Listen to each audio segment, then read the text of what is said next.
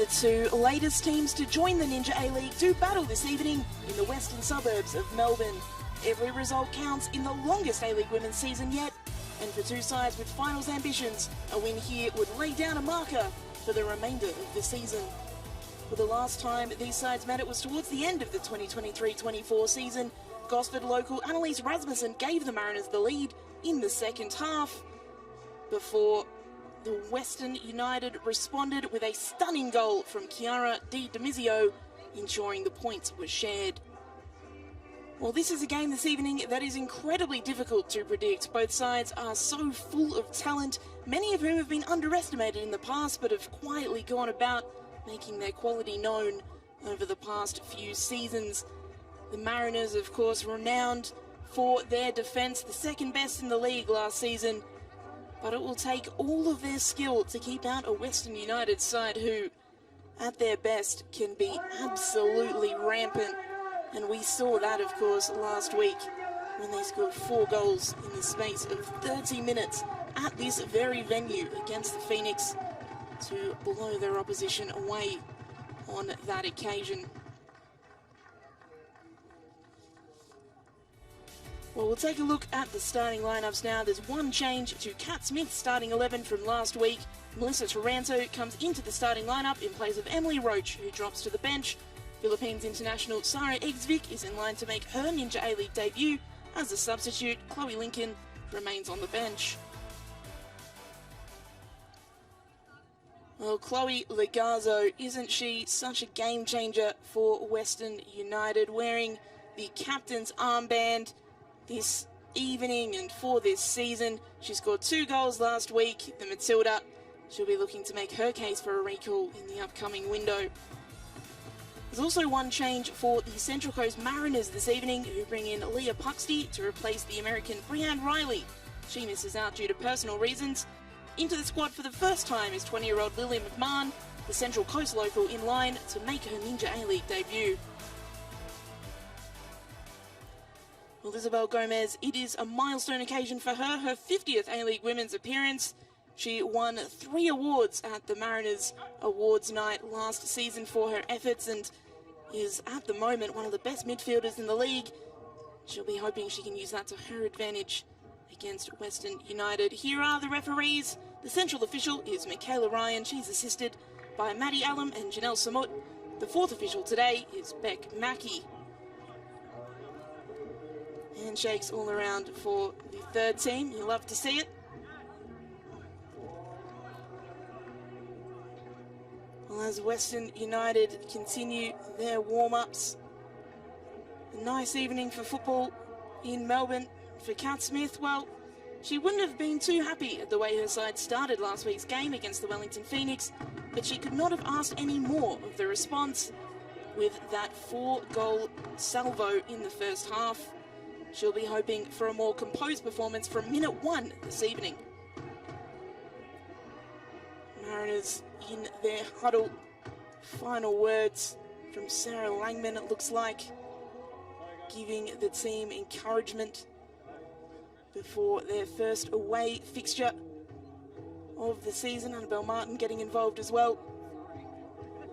Many leaders in every team, many voices.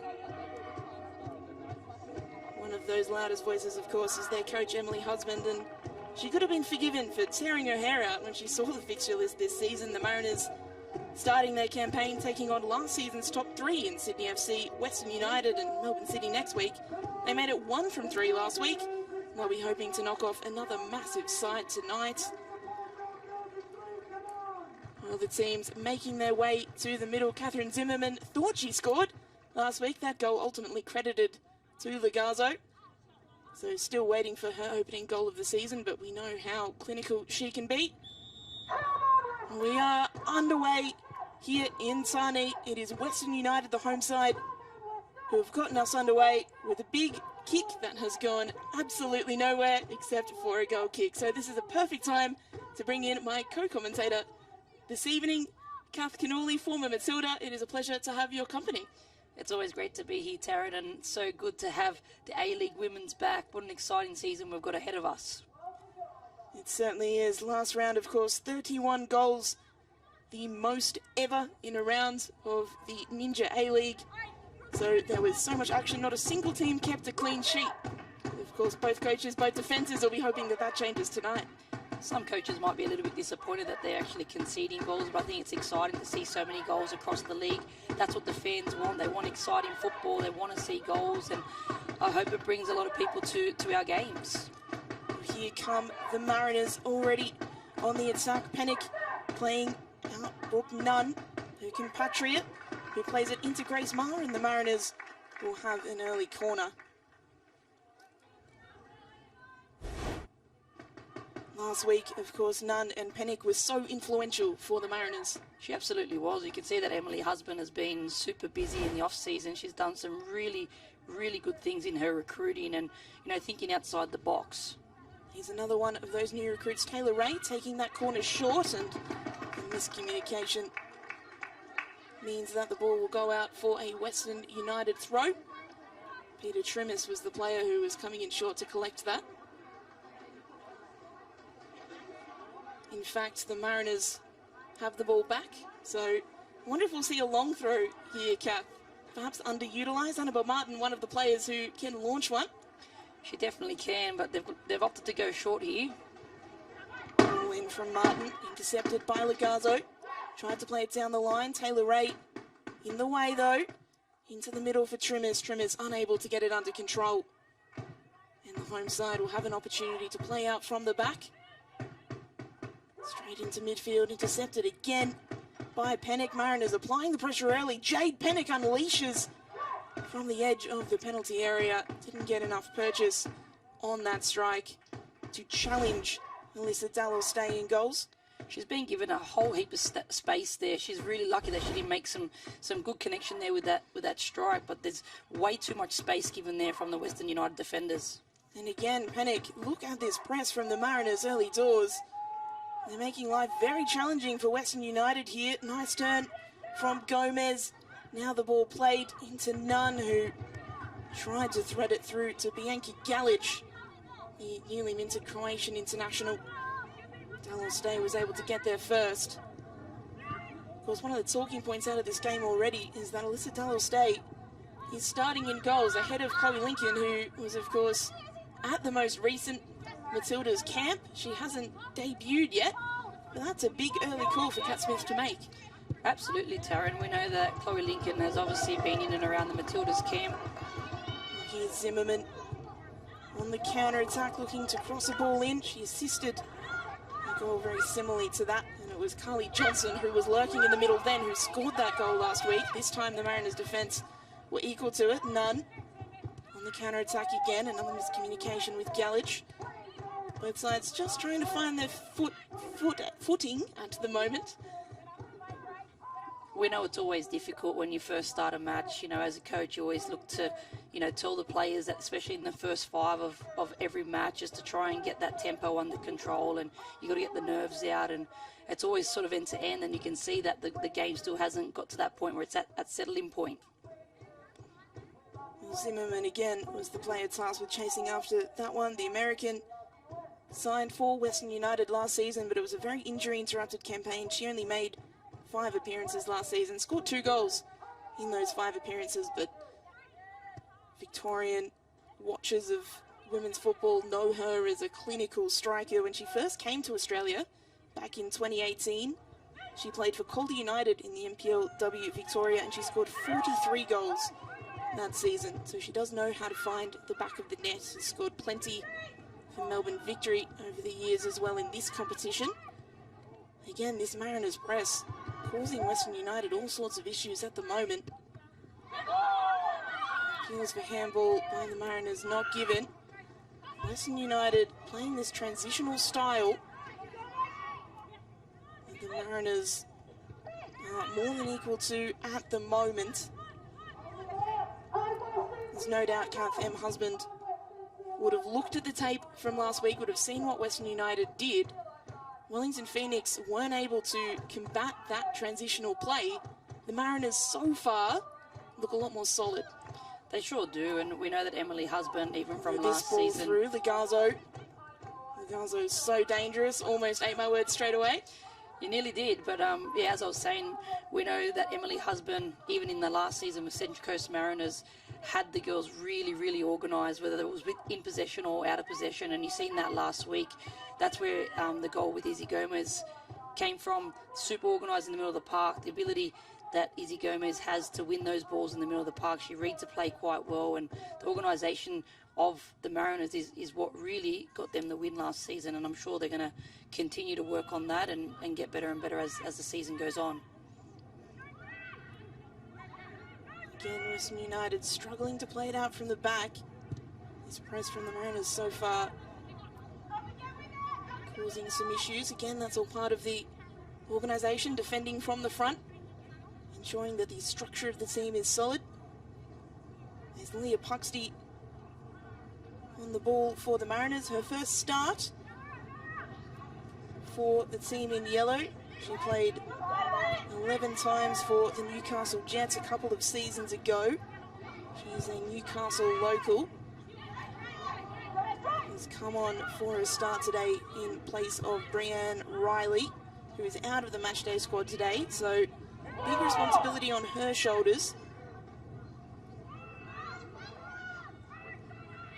Here come the Mariners once more. Pennock applying the pressure again to Alana Cern. Alana Cern, one of those players who is a real success story of this Western United side. She was the #1 signing back in 2022. She's since gone on to represent Australia at under-23 level. Has been almost ever present for them.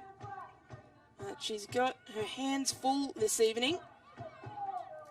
Jade Pennock, so far, the 31-year-old Englishwoman, putting her under all sorts of pressure. Maybe both sides beginning to settle a little bit. A ball through, evades everyone, goes all the way to Langman.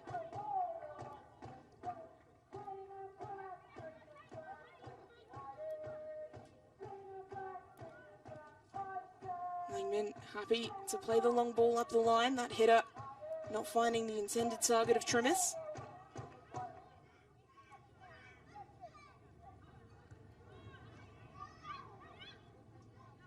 Taranto being pressured, and Taylor Ray wins the ball. Pennock, nice turn. Trimis now up the line. Ray not able to get there on that occasion, but that's an example of this Central Coast Mariners midfield. Taylor Ray, Isabel Gomez and Bianca Gallage. They are three incredibly talented names, Kath, and you've coached two of them. They sure are, and I've always loved Taylor Ray. I've always admired the way she plays. She's obviously been at Sydney for many, many years, and to see her be at the Mariners now and starting, and I'm sure she's going to be getting some great game time here at the Mariners. Those three, I've got to say, and we'll say it early here, Taryn, probably one of the best midfields in the whole A-League, to be honest. I think all three of them have got great technical attributes. They read the game well, and from what I seen last week, you can see the connection between the three already. Here's Western United breaking free. Kelly Johnson left the ball behind, although it's come out to Zimmerman. Kat Zimmerman, she'll go herself here, Zimmerman. Flashes across the face of goal. She kicks the ground, she's frustrated there. That's the best opportunity of the game so far. She sure is there. You can see they've won the ball. She's got so much space here in front of her. She probably could have even taken another touch towards goal before she had a strike. Central Coast Mariners have got to be really careful in that position there. You don't want to give someone like a Catherine Zimmerman time and space in those dangerous areas. Saw Jess Nash in that replay there as well, playing for the Mariners this season. Here come Western United again. Home side, Johnson not able to pick out a teammate. The run of Gomez has the ball taken off her by Hieda. Out wide again, Garzo can't reel that one in.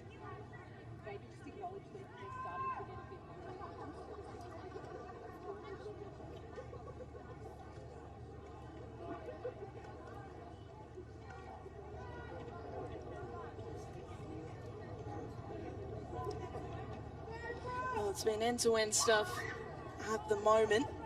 The Mariners looking to apply the press, but here, 1, 2, 3, Western United players forward. Can the Mariners play it out from the back? The reward, if they do, is open space in front. None. Beats Mar on the dribble. He's got players ahead of her here. Brooke Nunn playing Trimmers. Peter Trimmers. Lovely 1-2. Nunn continues her run, but has to double back. A potential ball in here from Puxty.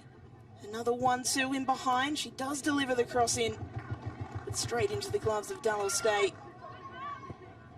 That's the reward if you can beat the press, and that's why these teams will continue to try and play out from the back, because if they evade the opposition midfield, there's plenty of space in behind. Lovely touch from Zimmerman. Keeps the ball in here. Again, option central. Lugazzo. Chloe Lugazzo unleashes from distance. Well, it gave Langman some troubles, but eventually the 29-year-old was able to gather. This is where she's so dangerous. We know how dangerous Chloe is from there. She's got the confidence to let it rip from any area, especially from outside the box. And you could see as soon as she seen that there was time and space in front of her, she lined that ball up to give it a good crack. That's something that I love about Chloe Lugazzo. She's so unpredictable in those areas, and she's got that cheekiness about her. She's got those qualities when she's in those areas that, you know, she's just so creative, and that's what makes her a special player. And Taylor Ray fouled the first time in this game. Let's take a look at this replay again. It was great work from Zimmerman to set up the shot from Lugazzo, and all that time and space, that's alarming if you're a Mariners fan.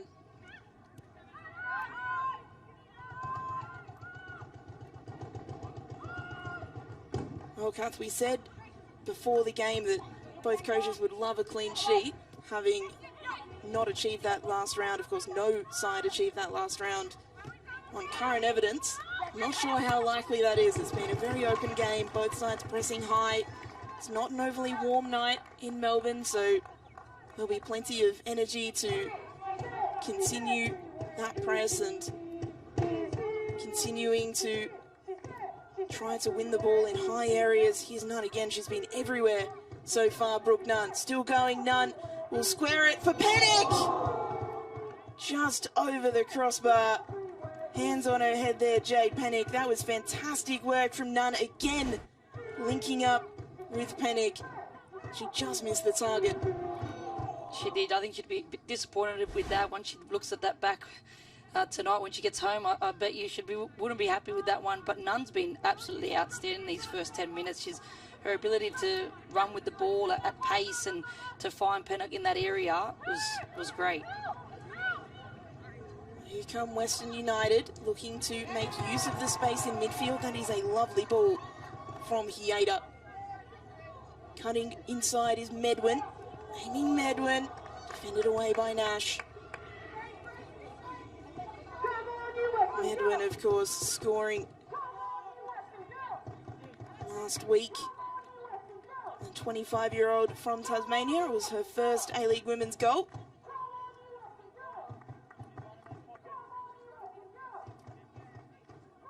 She's been asked to play in a more advanced role this season, normally seen as a fullback. So far, she's been quite influential on proceedings. It's Grace Maher with the ball in her hands. Was for a long time in this competition a defensive midfielder. She's playing in defence for Western United and did so in her final few years at Canberra as well. Johnson trying to chase that one down, won't get there ahead of her young Matilda's teammate Nash.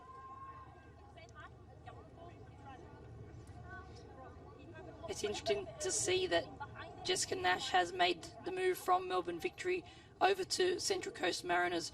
We know that her and Emily Husband have obviously crossed paths before at Canberra United.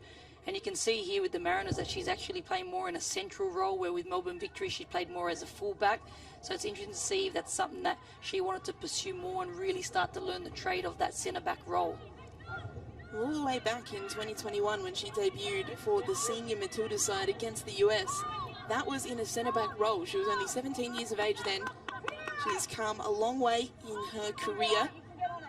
But the feeling is that she's always been destined to be a centre-back, that is her best position. And at the Mariners, she's finally getting a chance at an extended run in the centre of defence.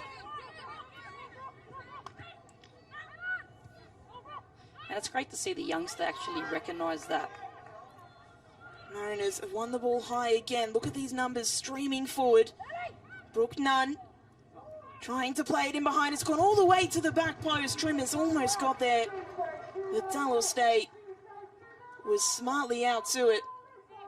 Brooke Nunn again, very, very influential. She's been fantastic today. She's been absolutely everywhere. She's running with the ball. She's putting balls in behind. She's been a great pickup for the Central Coast Mariners. Here goes Ligazzo in behind. Nash is there though. Able to calmly play back to Langman. Langman's pass inches away from gifting Ligazzo a chance on goal. She will be the most relieved person in Sarnie right now, Langman.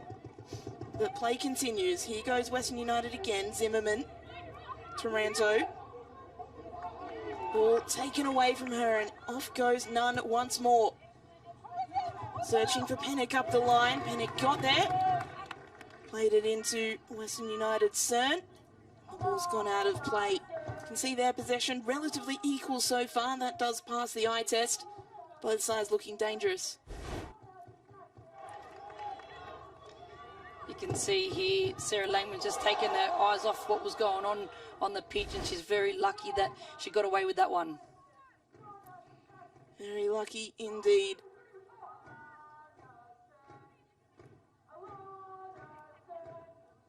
Long throw up the line from Martin. Hands over possession, although intercepted by Ray. Nunn. A wonderful turn from Brooke Nunn.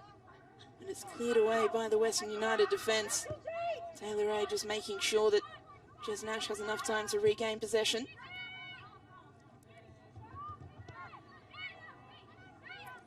Again, hustle and bustle in that midfield.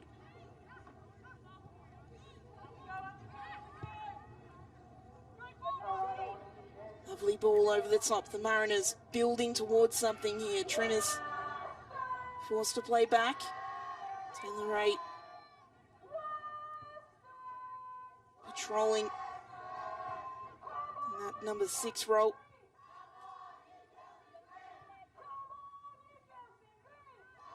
An opportunity for Western United again to break.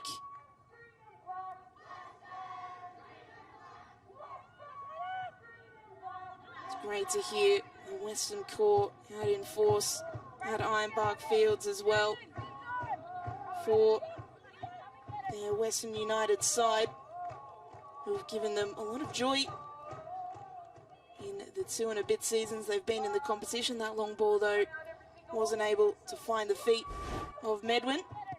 You can see what Grace Marr was looking for. She was looking to turn the Central Coast Mariners around there, just a little bit too much on her, and Amy Medwin just couldn't get there. Well, an interesting stat from last week. Western United had the second lowest pass completion out of any team, and of course it's one round of evidence. It's not an awful lot of evidence, but only 59.2%, and we can see them again looking for those raking long balls. They're incredibly effective when they come off.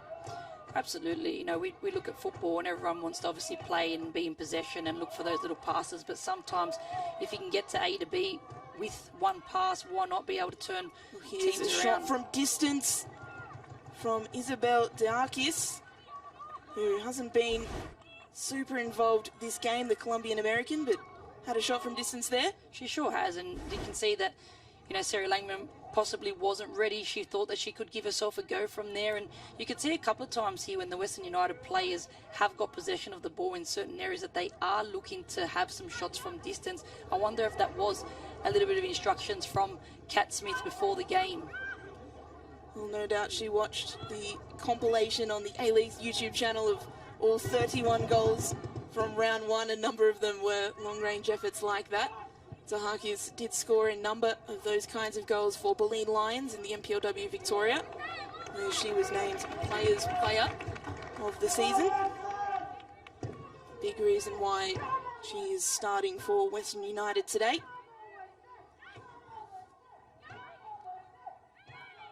Pennick finds Galich, who finds Trimmers.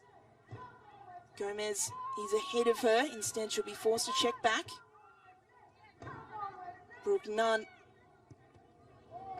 play it off the Western United defence and out for a corner. So a good outcome there from Brooke Nunn.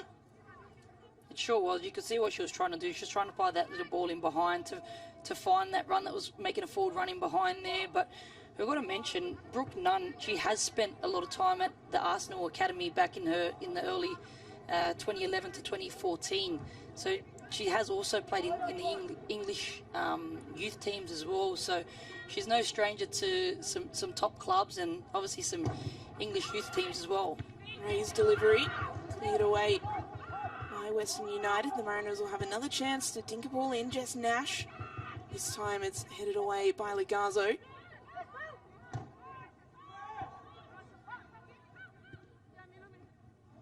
Well, that's nice play from the Mariners. Pennick had Trimis on her outside. Instead, she tried to turn it inside for Galich, but a sharp interception denies Galich a side on goal. The Mariners getting back in numbers, trying to prevent anything untoward happening, and now it's Trimis again on the ball. Pennick ahead of her once more. Instead, she'll try and find Nunn, but Grace Maher, smart as ever, intercepts. One of the benefits of having a player like Grace Maher at centre-back is she does have that ability to play that long ball. She has the vision of a midfielder, while also having the defensive nous and positional awareness to play the position well. Has been a feature of Western United since she arrived at the club last season, to have her as a playmaker from the back, essentially. Here's Hieda. Kiwa Hieda finding Johnson in the box. Carly Johnson turning one way then the other. It's eventually cleared by Puxty, but this time another ball in. Dangerous Zimmerman. Can't get there. We played back to Taranto, who'll square it for Lagazzo. Lagazzo was searching for the shot, had the ball taken away. This time the Mariners alert to the danger, to Harkis. Nice little 1-2. Lagazzo through the legs of Martin. Ball intended to get back to Lagazzo, but instead it's intercepted. Nunn speeding forward on that right flank. She'll receive the ball now. She's gone a little bit too early there. Hands in the air out of frustration. She'll be disappointed with that one. You can see what she was trying to do. She was trying to really curve that ball in behind for Pennock there, but I think she just rushed it and didn't take her time and just couldn't get a foot around it. Taranto trying to escape the attentions of Taylor Ray. Maybe she was put in there, Taranto, because last week Western United, they didn't win a lot of duels. They won only 45%, which is one of the lowest percentages in the league. It's normally a feature of their game that they're big and strong in midfield and can outmuscle teams and then play those balls out wide or out front. They weren't able to do that to the Wellington Phoenix, so I wonder if Taranto's been brought in to try and achieve that. Can we play it, Grace? Can we do it? Can we do it, Grace? You can hear in the effects mic, can we play it? Can we play it, Grace? And that was coming from Kat Smith, and again, that's that idea of, can she play that long ball that can bring in a teammate? There's definitely something there that they've been working on at training to overcome this Central Coast Mariners team. There's that ball over the top, and this time it does find Lagazzo. Lagazzo able to beat one. Here's Johnson. Carly Johnson back to Chloe Lagazzo! Well, that is a rare miss from Lagazzo. You would have bet your house on her scoring from that position. Instead, it rolls harmlessly into the gloves of Langman. You can see here the Grace Maher ball in behind for Lagazzo. She plays the ball in and keeps continuing on her run into the box to receive this ball back. It's just she couldn't really get her foot onto it. She's just stretching for that ball and just can't make that great contact, and it just goes into the hands of Langman there. We talk about first touch. That first touch bamboozled Ashley Owen in defence, but just meant that it was a little bit out of Lagazzo's reach. Well, Western United, they'll continue their attack here. Sasha Grove with the ball in her hands. Cat Smith watching on with anticipation. Johnson turning. Carly Johnson still going here. Johnson, she'll take the strike. It's blocked away with a follow-up effort into the gloves of Langman.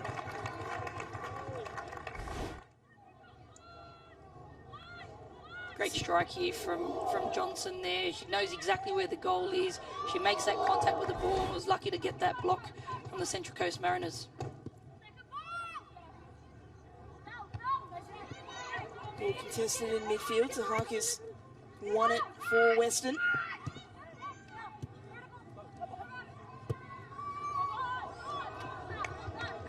See straight away trying to hit that flank. Catherine Zimmerman was the target that time. Too much on the ball.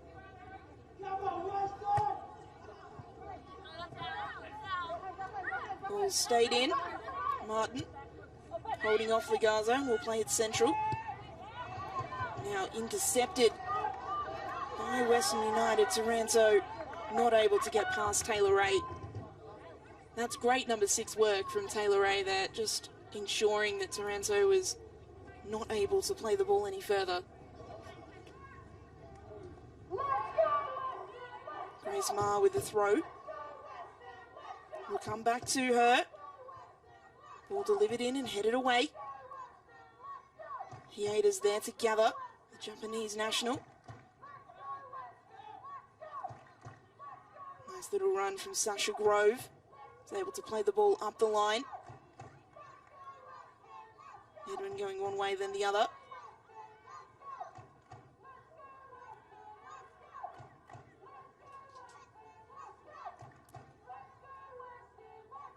So Western United with a little period of dominance here. I'll be hoping that they can make it count with a goal. Groves throw to Taranto. Melissa Taranto backed into a corner. She'll try and win a corner and does so. So great work from Mel Taranto there. Of course, Western United normally featuring her and her twin sister Adriana, who's currently out with an ACL injury that she acquired towards the end of last season. So hopefully we'll see her back towards the end of this season. Let's hope so. Now having a longer season now will give her the opportunity to make her mark back on this competition. I'm sure it's a sad one as the sisters don't get to grace the field together, but it's great to still see them both in this competition. Grace Maher will deliver the set piece, the left-footed effort, headed from Zimmerman, and flying in at the back post was Alana Cern, a rueful smile on her face. Just couldn't quite reach that one. Beautiful ball in there by Grace Maher, and Zimmerman there just couldn't make that connection with it, and they couldn't get the most out of that corner, but what a beautiful ball in. That's another thing that, of course, Grace Maher provides. We've been talking about her ability to find that long pass from the back. Well, she's a set-piece taker as well, and she's become renowned for that in the Ninja A-League over her 10-year career so far. Still only 25 years of age. Pretty remarkable. Carly Johnson fires in an effort. Langman able to gather after it deflected off the legs of Jess Nash.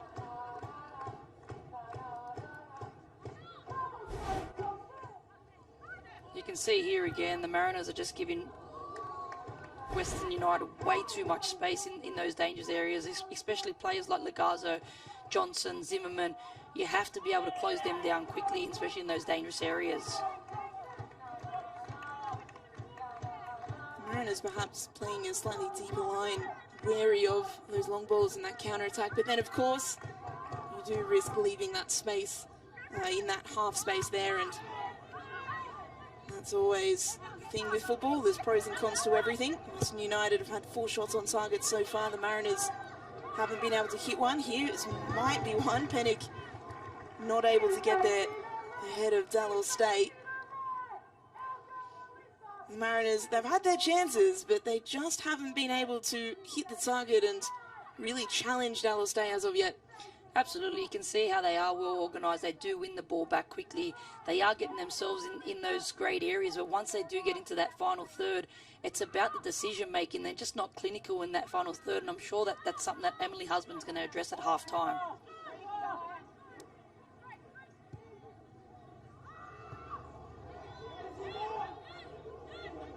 Just Nash getting there ahead of Zimmerman. Langman has to pick the pass well and does. Martin. Back to Langman. It's being pressed by Medwin. And that allows Kiwa Hieta to win the ball after the pass to Puxty went astray. Grove into Zimmerman. Zimmerman's touch heavy, allowing Puxty to come back and win it. Peter Trimmers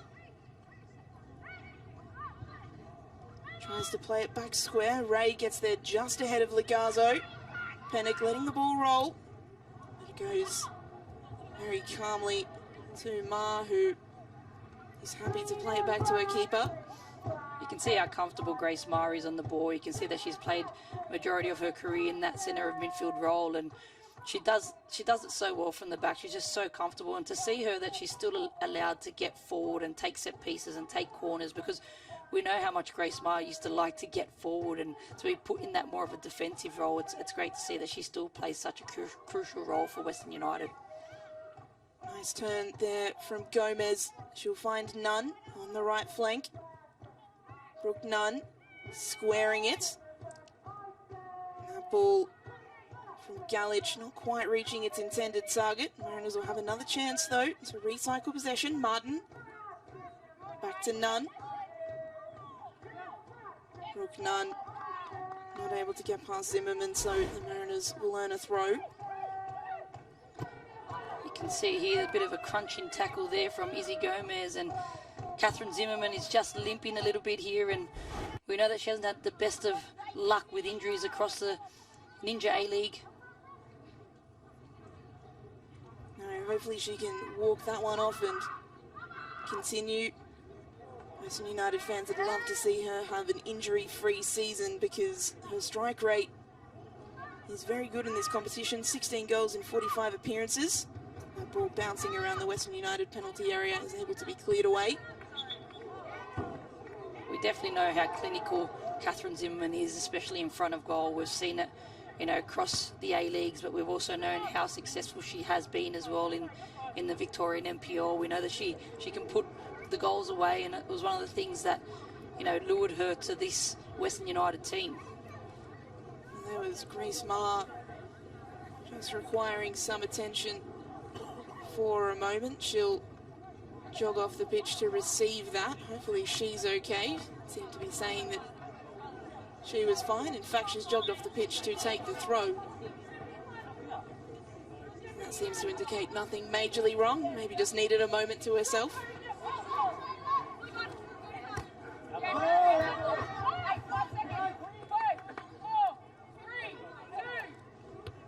What a great football brain, Grace Maher, which obviously helps her with everything that she does.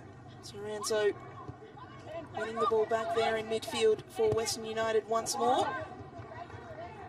And Maher once more winning another throw.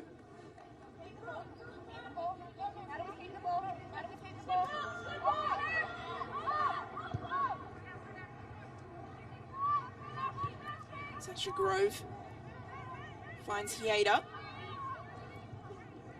Kiwa Hieta up the line, trying to find Medwin, but that ball intercepted, and now Pennick is released. There's Sasha Grove, so quick, so lively. The youngster able to get back and ensure that that attack could go no further.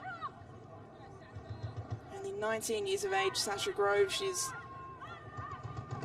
was a fixture at Canberra United for the past few seasons, up and down that right flank. Now having signed interstate for the first time, just another step in her career. She's already represented Australia at under 20, under 23 level as well. She'll be hoping to take her game to another level in another team in green.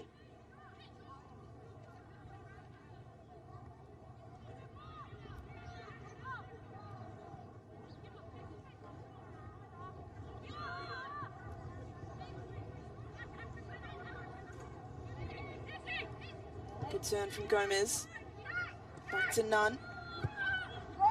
Brooke Nunn's ball releases Jade Pennick. Jade Pennick has turned for company. She'll play in. Peter Trimmers takes a touch and cleared away from the line by Grace Maher. Still on here for the Mariners though. Martin squaring it in, and Maher yet again is there. And how calm is she on the ball there, taking that out of the Western United box. Well, the Mariners coming mighty close there, but being denied by the Western United centre-back. So close here. What a great ball in behind for Pennock here. The way she's taken a touch here to make sure that she's been able to get that strike off, then she couldn't really get onto it. Plays it in for Peter Trimmers, and Peter Trimmers just hasn't done enough, and they get the second bite at it here. And like you said, Taryn, Grace Maher, most players would just kick that ball out, but she's just calm, grabs the ball and just dribbles it out of trouble. Well, the Mariners denied an opportunity to play on the counter. Being called back for a foul on Zimmerman, who has stayed down. Catherine Zimmerman appears to be grimacing here. She's back on her feet though. She is back on her feet, but you can see there she has copped another knock there from Izzy Gomez for the second time there. Those hurt, those contact injuries. Here goes Hieda trying to get in behind. Langman had to be quick and was. Kiwa Hieda, the 24-year-old, scored 3 times in the Ninja A-League in the past. Was hoping to make it 4. The Mariners keeper knew what was coming, got out to the ball.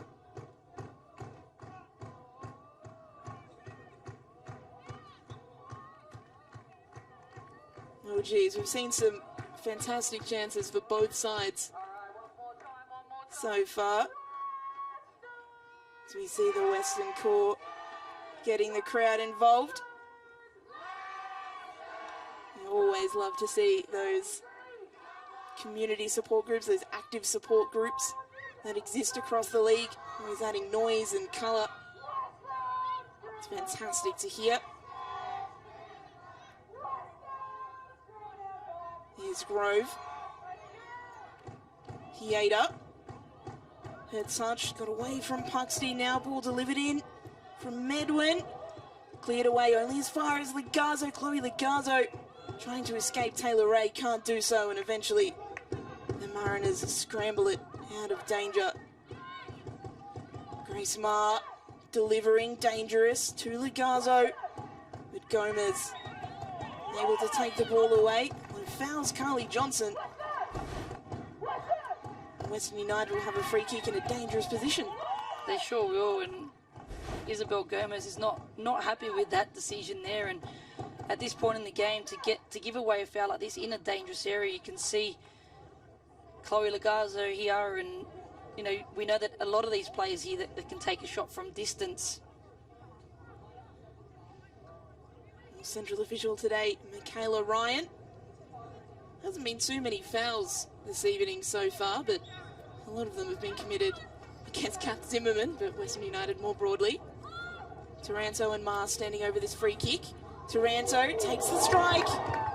Langman, safe hands, able to claim. She just couldn't get what she wanted on her. She wanted to really try and shape that ball around and put it on in a good position, but she couldn't get the power behind it there, Taranto.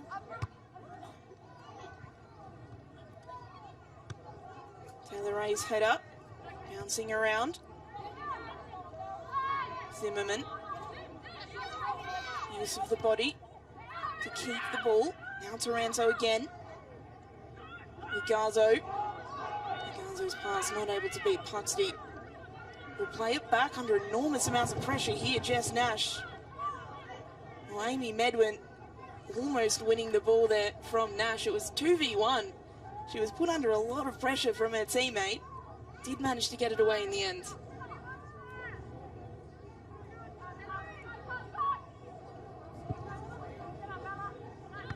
Langman's kick. Not meeting its intended target, so Western United on the attack again. Zimmerman can't get there. Nash again challenging. This time it's cleared to Brooke Nunn. What can Nunn do? She tried to take on Western United players on the dribble. She'll come back and try to gather the ball again. But it's Western United in possession. Ball in behind to Hieda. Kiwa Hieda still on it here in the box. Great work from Irwin to block that cross. Although now the header, Zimmerman not able to get that header on target. After good work from Hieda to keep the ball. And Western United will be kicking themselves that they haven't scored yet this half. They sure will be. They've had a total of 10 shots already in this half, and they've had more of the chances than Central Coast Mariners, and to not put one away, I think they will be disappointed. Here's Ma again with the throw. It's come off Carly Johnson, so the Mariners will get a reprieve in the form of a throw.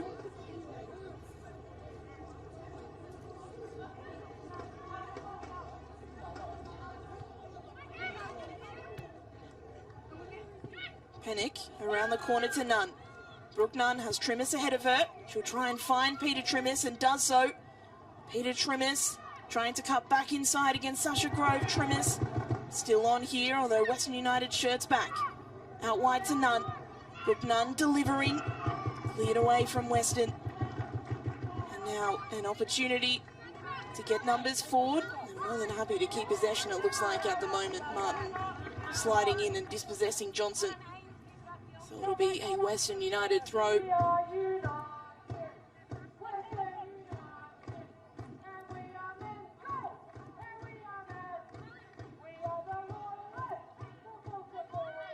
Good use of the body again.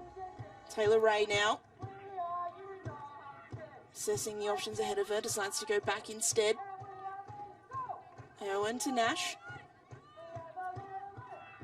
Annabelle Martin has plenty of space on this right-hand side. She'll deliver a curling ball in, looking for Pennick.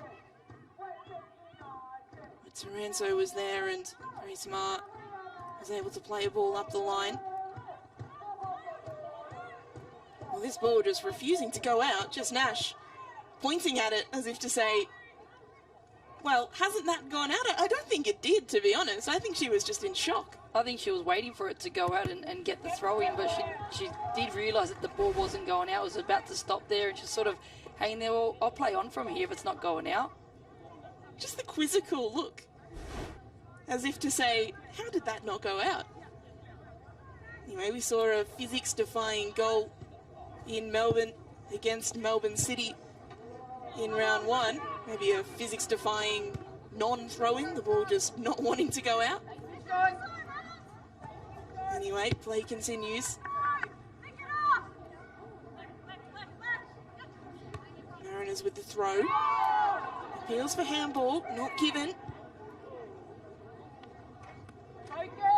It did look like it hit the arm of Bianca Galich, but maybe the referee didn't see it, or maybe it was considered a natural position. Anyway, Martin's throw, well, that time, had the ball reached Galich, that would have been a foul against her. A little bit too much force.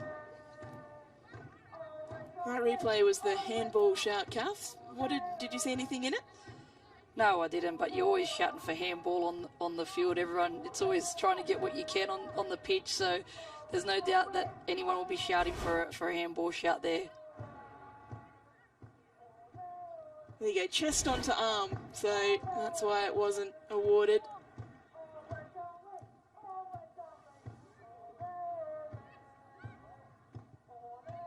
Western United with a long ball.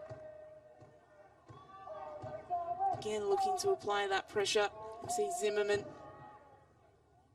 Johnson up nice and high. Medwin and Zimmerman have switched sides as well for these last few minutes of the half.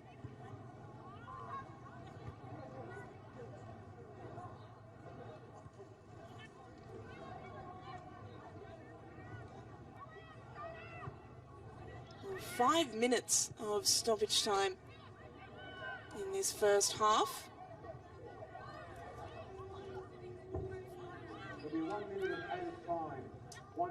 Apologies, that is 1 minute of added time, as you heard over the announcer. So 1 minute.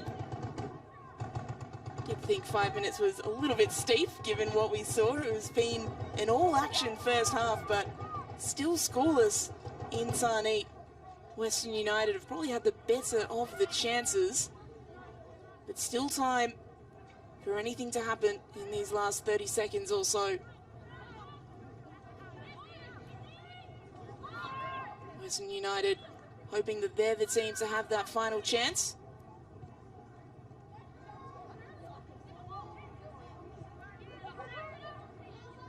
DeHarkis. Lovely ball to find Medwin. Amy Medwin. Can she deliver a ball of quality? She'll play it back to Legarzo. Chloe Legarzo goes to ground, and DeHarkis, her back heel, not finding a teammate. So that is the final action of the first half here at Ironbark Fields. It's been an action-packed 45 minutes, plenty of chances for both sides. Western United in particular will be regretting not putting away some more of their own. But at halftime, here at Ironbark Fields, it is Western United 0, Central Coast Mariners 0. Well, let's take a look at some of the highlights from that half. Kath, plenty of chances for both sides. There sure was, but we all obviously seen that Western United had the better of the chances here, and Catherine Zimmerman from earlier on taking on these Central Coast Mariners players, getting to space and looking to go forward quickly. You can see here Chloe Legarzo picks up this ball in space and lets it rip from outside the area, which we know we've seen her watch plenty of goals here. And this shot from Jade Pennick, a striker of her quality, she'll be devastated she didn't get that one on target. Absolutely, I'm sure the Central Coast Mariners will be disappointed that have only had one shot on target this whole half. You can see here Johnson on the ball, getting into Chloe Legarzo. Just unfortunate there. She just really couldn't make that connection with the ball. And again here, Johnson letting it rip from outside the area there. And Western United are very, very unlucky not to go into this half ahead. Johnson again, and that shot was deflected off the legs of Jess Nash, who had plenty to do. But this one for the Mariners, this may well have been the best opportunity of the half. This sure was, and they really need to bury this here. And Pennock has taken a great touch there. She just couldn't make that great connection. And then Peter Trumas is in such a perfect area to take a shot there. And again, here Western United get a free kick just outside the box here, and Taranto just couldn't get that great connection with it again. But you can see over and over again here in these highlights how many chances the Western United squad have had in this first 45 minutes. Well, Kath, here are the stats. The big one that catches the attention straight away, 11 shots to 3 for Western United. What do these stats tell us? You can see that the possession's obviously been, 50-50 here, but in terms of taking their chances, Western United have had so many chances in that final third. It's just not being clinical and not putting them away. But the Central Coast Mariners, they'll be disappointed that they got into those areas, but they don't have, any goals to show for it. Well, it's half-time at Ironbark Fields. It is Western United 0, Central Coast Mariners 0.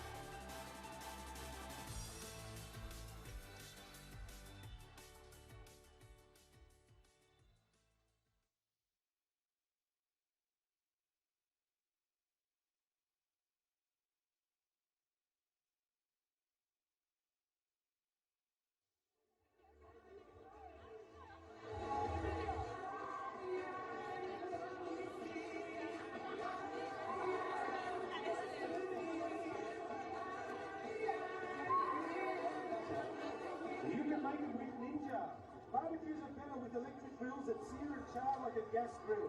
Plus, you can also barbecue with air fry outdoors. Backyard bashes are better with pizza ovens that give you a crispy crust, high heat roasting and barbecue smoking. No matter how you're spending your time outdoors, bring indoors, outdoors with Ninja.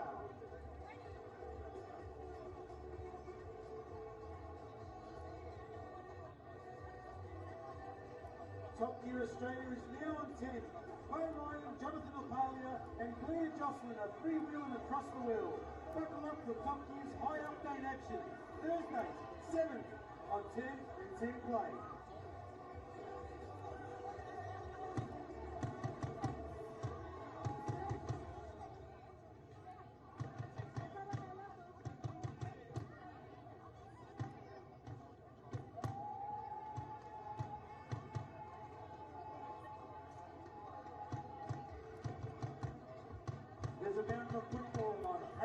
Plus, the only place to see every A-League's Comeback Matildas and Subway Socceroos game.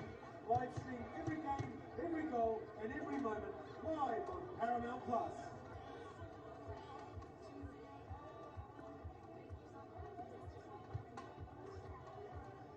Get ready to cheer. Just like Liberty supports the A-Leagues, they're on your team too. Whether you're planning a holiday or buying a new home, they can provide the assist you need to kick your free-thinking goals. Liberty, roads for free thinkers.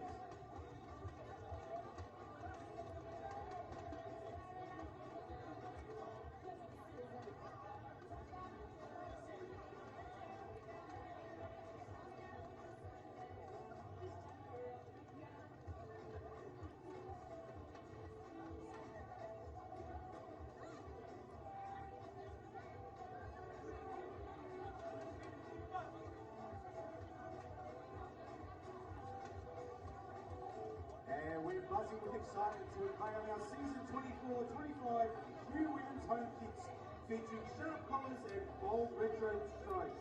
Now available in youth sizing starting from a teeny size 2 up to adult sizing. Be sure to visit our iconic merch van on the concourse to grab your jersey tonight. We've also got a wide range of fabulous new camera-supported teamwear such as authentic training tops as well as lots of new accessories. Well, of course, today is only game 1 of round 2. Tomorrow is a massive Melbourne derby. Nalleen Mastow and Teresa Polias preview that game. Saturday afternoon at 2:15, the Melbourne derby. Teresa Polias, we cannot wait to see it all unfold at Amy Park. And both these teams coming off 2 wins, perhaps a little bit scrappy though. What did you make of it? Look, a little bit scrappy, but you know, Melbourne City coming from behind, that's an amazing thing to start with, to build, you know, your momentum going forward and just your confidence in the season.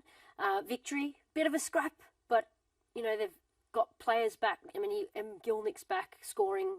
And for Victory, I think the fact that they've started off with a win this season is a huge positive for them.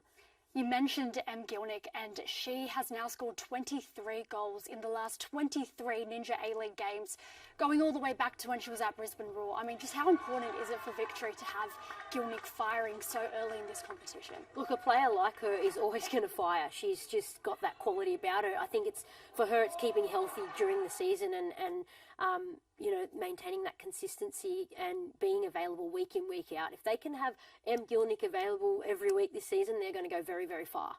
Absolutely, and I'm sure she's got that eye on the Matildas' Grey Court as well. But as for the opposition, Melbourne City, they came out firing in that second half against Perth Glory after conceding the 2 early goals. But Teresa, something that was perhaps a little bit of a question mark over this team last season was their finishing. How do you think they can improve in that final third this season? It's a tough one, Nalleen, because, you know, Melbourne City play beautiful possession all the time, and it is a bit of a problem of theirs at times where it doesn't lead to a finishing touch of a goal. So a bit of the same story happened, you know, in the first part of that game. After half-time, though, things improved. But I guess when it comes to finishing, it's just a matter of getting out on the training pitch and building that chemistry and just getting better at it on the training park. It's not something you can sort of coach. It just has to come when it's ready. Melbourne Victory have got a lot of youngsters coming through. We saw Ava Bridas, the 18-year-old, score that 92nd minute winner.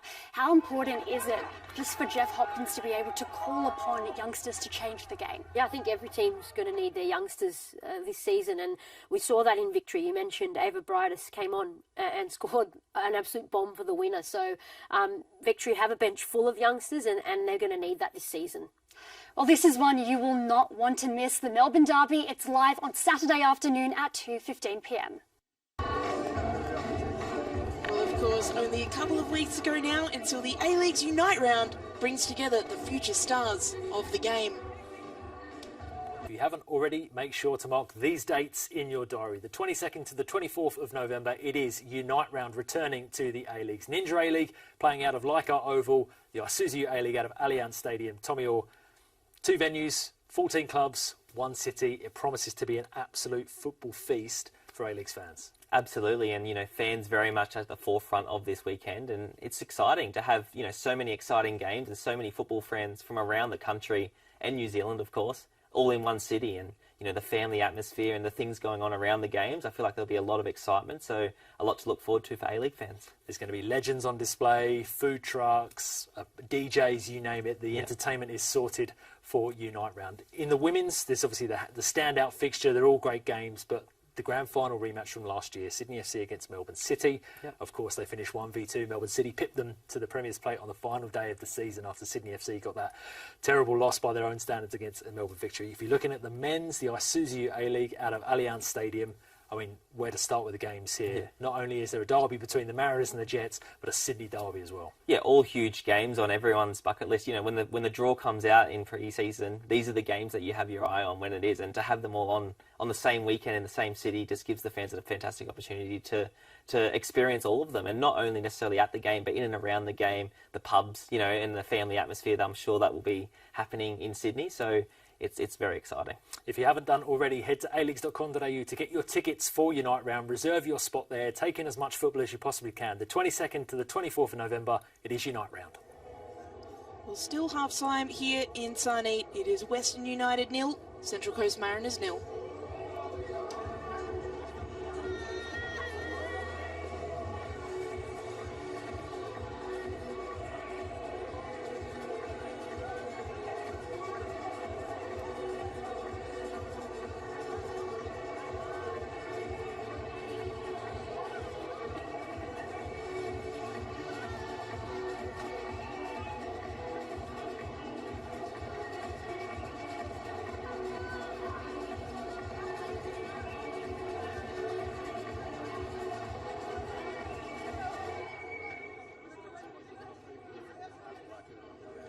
I don't ever slow up, no I don't take shit. I got no love for the fakeness. If you wanna play tough and wanna hate this, I'll always show up. I don't ever slow up, no I don't take shit. I got no love for the fakeness. If you wanna play tough and wanna hate this, I'll always show up and make a statement. I don't ever slow up, no I don't take shit. I got no love for the fakeness. If you wanna play tough and wanna hate this, I'll always show up and make a statement. Everything I do so instinctive and so passionate. Every word I move so descriptive like an adjective. I got a vendetta against people who patented being negative when you should be getting after it. I got facts over tracks, this and that. Spitting slow, spitting fast, I could roast, I could gas. Think I'm okay at last, but I don't know if that can erase all the past. And the pettiness, a reflection of the emptiness. Hilarious, you think you're worth my time, you're delirious. Mysterious, because you hide behind a fake exterior. Inferior, you know I'll always be a bit superior. Get off of me, this ain't no humble brag. I want you to hear words, you can say them back. I want you to feel free from the chains at last, and to believe in what you got, it was built to last, yeah. Now that I've been put through hell, I never got anyone's help. I had to do it all myself. I don't ever slow up, no I don't take shit. I got no love for the fakeness. If you wanna play tough and wanna hate this, I'll always show up and make a statement. I don't ever slow up, no I don't take shit. I got no love for the fakeness. If you wanna play tough and wanna hate this, I'll always show up and make a statement. Gonna learn the consequence of being incompetent. Mental health is confidence, dreams and some honestness. I'm not here to save the day, that's for you to take away. I could play a million mind games, but instead I say something not illogical, something that is topical. Rub it on and watch it go, make yourself unstoppable. Dreams are irresponsible, but they're always possible. If you just believe, you could be so remarkable. Thoughts in my head, a collage and they spread. I'll be great one day, going off of my meds. No, I'm not giving up, no, I'm not giving in. I will make it to the top, taking off in the wind. I gotta make it, I'm saving every day to taste it. I'm patient, but my mind, it can hardly take it. I'm chasing a dream that I've had for several ages. A vacant, modern kingdom for the taking. Now that I've been put through hell, I never got anyone's help. I had to do it all myself. I don't ever slow up, no I don't take shit. Ironbark Fields in the west of Melbourne, where it is currently scoreless between Western United and the Central Coast Mariners. That doesn't mean that there has been no chances though. Kath Kinnally, talk us through that first half. What did you make of it? And what do you make of the scoreless scoreline so far? this game has definitely been entertaining, and we have seen end-to-end action. But I think the Western United team here have definitely been the team that have been on top, and they have created a lot more chances in that final third. You can see that they've had an overall of 11 shots and 5 on target during this first half, and I'm sure that the girls will be disappointed. But I'm sure there's still more to come here from this Central Coast Mariners team, because they are getting in those areas that just need to look to be more clinical in that final third. Well, it might be cooling down in Itsani. You see fans with jumpers and scarves and beanies, but it'll heat up on the field in the second half. Taylor Ray there for the Mariners, central to everything that they do. Yeah, she is, and you can see here on the screen Izzy Gomez here, and they've both been, such great assets to this Central Coast Mariners team. We know that obviously the Gomez has been there for a little while, but to add in someone like the likes of Taylor Ray into this midfield trio here, I think it's been a great pickup for Emily Husband at the Mariners. This weather might be a little bit of Western United home ground advantage here. Look at the faces of those Central Coast Mariners players. They are not used to the cold. Grace Ma, she's from Canberra. She should be used to the cold. She's not really enjoying it out there much either. It is a chilly November evening, but it should amount to some fantastic football in this second half. Both teams vying to keep the first clean sheet of the season. Both teams vying for those 3 points. It's Jade Pennick of the Central Coast Mariners who gets us back underway. Currently scoreless between these two sides, but there was plenty of action in the first half and plenty more to come in the second. And it's Western United who are able to maintain possession. They sure are, and you can see here they look really comfortable here in possession, but you can see every time these central defenders or fullbacks get the ball, they're looking for those balls in behind those wide areas. It's definitely something that Kat Smith has spoken about with his team prior to the game. That ball almost finding none in behind, who was so influential in the first 45. Here's Carly Johnson for Western United. She had Lagazo and Medwin making runs in the middle, wasn't able to find them though. Pennick on the ball, trying to play it out to Gomez, who's still going here. Izzy Gomez is brought to ground by Zimmerman and wins a foul as a result. That's a fascinating little duel. In the first half, it was Gomez who was fouling Zimmerman, and now Zimmerman getting in the way of Gomez. I love the battle that these two have had on the pitch in this game, and they're both absolute tough competitors on the pitch. Well, that pass has gone astray from Ray, and I'm not sure what the intent there was from Amy Medwin. Perhaps seeing Langman off her line, but just got that shot all wrong. Not enough power to be a shot and too much power to be a tink in behind. Ray, at the second time of asking, manages to get that ball over the top for Nunn. Although Nunn not able to reach it. So again, both sides just needing the first couple of minutes of the half to settle themselves back into the game.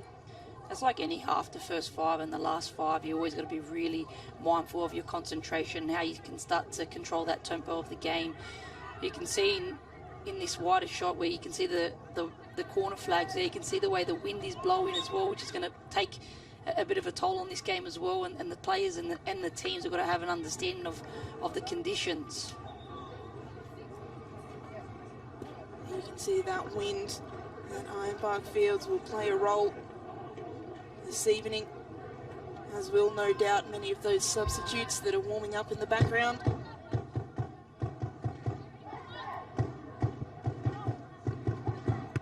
Puck's deep.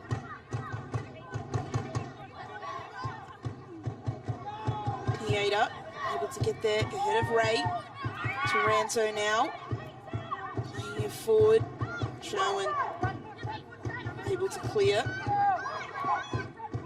Owen played for many years under Emma Husband at Sydney University in the NPL New South Wales before signing for the Mariners last year. Predominantly centre back, also had a famous little stint in goals as well. It has been a solid and reliable part of this Mariners defence.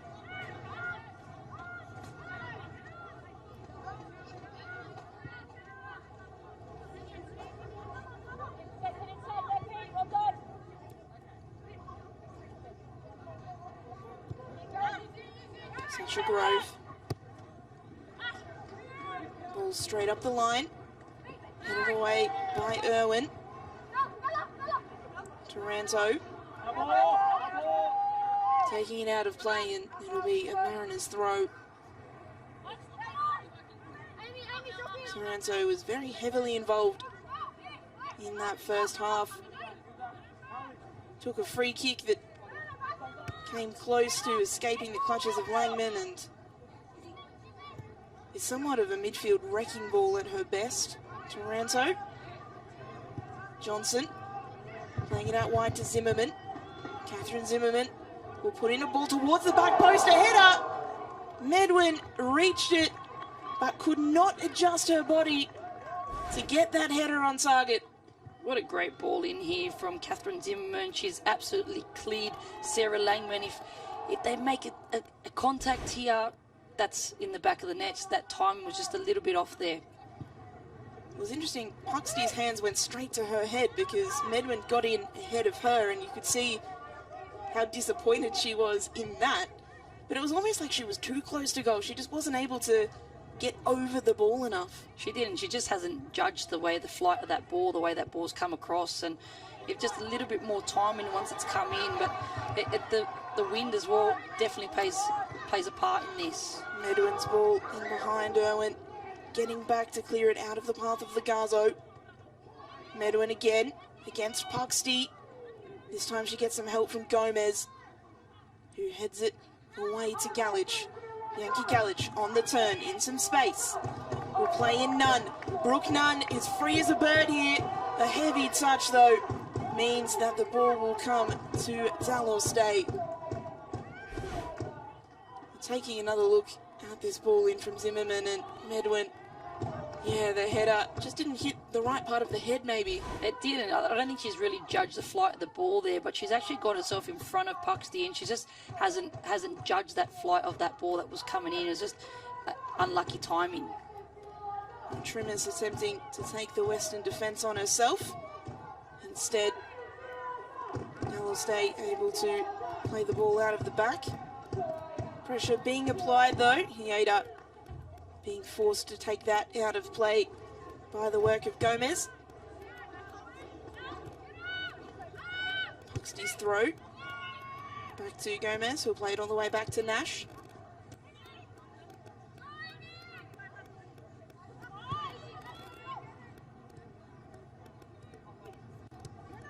Ray being put under pressure by the Garzo, and Medwin wins it. Western United still on the attack here. Johnson over the top to Medwin. Is she onside? The flag was raised. The Mariners, almost their own worst enemy. They get away with that one. They sure do. They're very lucky to get away with that one. The way that Taylor Ray receives that ball and with her back there to goal, and they're lucky that Western United really weren't clinical in that area to really nail that shot away.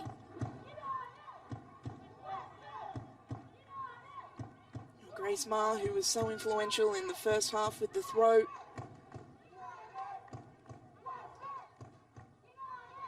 Legazo. Whenever Legazo is on the ball, you just sense something will happen. She is that kind of player in this competition. If she can stay fit for the full season, of course, she's missed both finals campaigns for Western United. If she can stay fit, she's the kind of player that can lift them to greater honours this time around. Before she can think of greater honours, though, she's going to think of these 90 minutes right here and how they'll find a breakthrough against this Mariners side.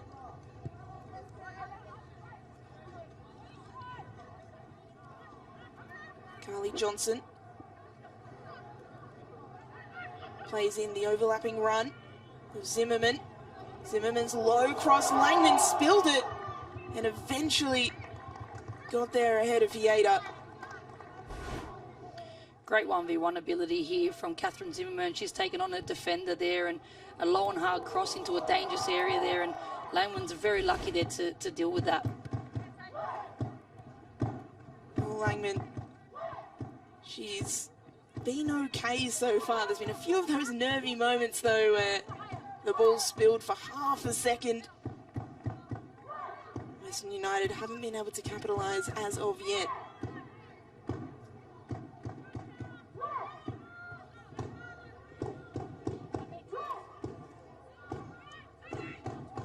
You can see Emily Husband here just giving a couple of instructions here. We can see Bianca Galic here on the screen. I think it's a player that that the Central Coast Mariners haven't got on the ball enough today. I haven't seen enough of her in this game. Grove. Puxty, a touch got away from her. Gomez tried to help it on its way to none, but instead Sasha Grove is breaking free. Grove into the middle. Lovely touch and a shot from the edge of the area from Kiwa Hieda.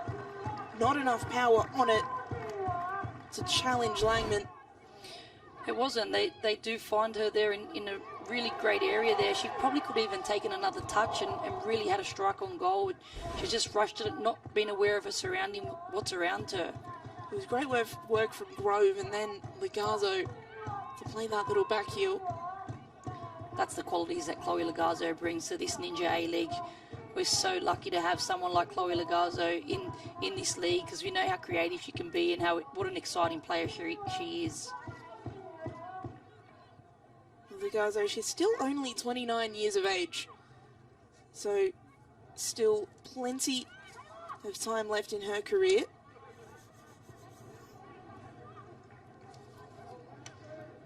Western United coming forward once more. Johnson cutting back inside and then the other way. Not able to force it out for a corner. Well, here's the first substitutes of the game, and it'll be for Western United. Sandra Ibagwen, the Colombian player, will replace Kiwa Hieda. And also a debut for Sara Egsvik, the Philippines international, who's been playing in Norway, the country of her birth. She comes on for her Ninja A-League debut, and she replaces Amy Medwin, who's been very busy up top. Ibagwen is a bit of an unknown quantity. She scored 6 goals in the Colombian League last season. And of course, we all saw what the Colombian team did at the 2023 World Cup. We know what their players can bring. The Techers in midfield. Western United will be hoping that she can do the same. But Sara Egsvik as well coming on for her debut. She's been a linchpin in the Philippines national team for a number of years. And it is also a signing that Western United have been very, very excited about. She gets her first minutes today.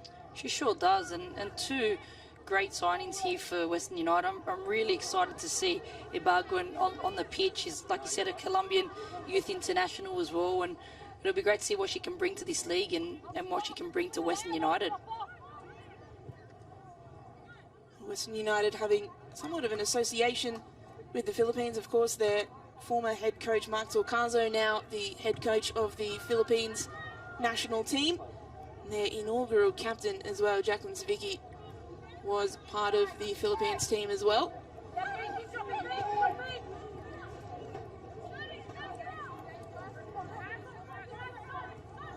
Playing the ball out from the back here, Alana Cern.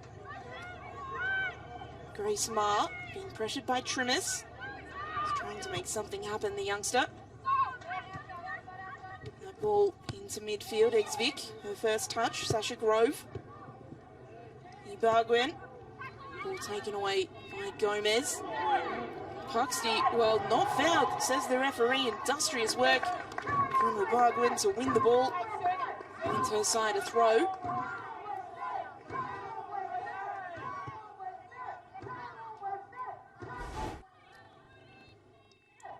You can see the toughness here of Ibagwen. She's absolutely itching to be on that field, and you can see there's a lot of qualities there that we also seen in the Colombian national team when they were out here for the Women's World Cup. Oh, lovely work from Pennock. Beat 3 defenders and is able to play that ball out to Trimmers. No handball, says the referee. A bloody gorgeous ball to Bianca Galic. But offside was the call. It was a great ball in here from Pennock out to Trimmers into those wide areas there, and you can see Trimmers here. She's trying to shape that ball in behind for Galic, but it was just unfortunate that she didn't time her run there. Annalise Rasmussen being prepared as the substitute for the Mariners. Meanwhile, play continues, intercepted from Brooke Nunn. Nunn's ball, searching for Trimmis. Not able to find her run.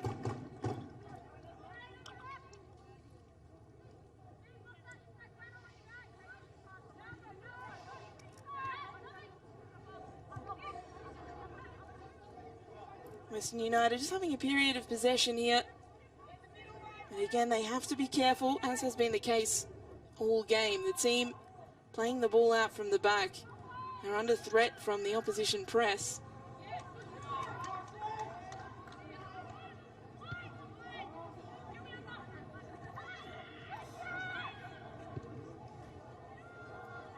Here's another nice ball down the line.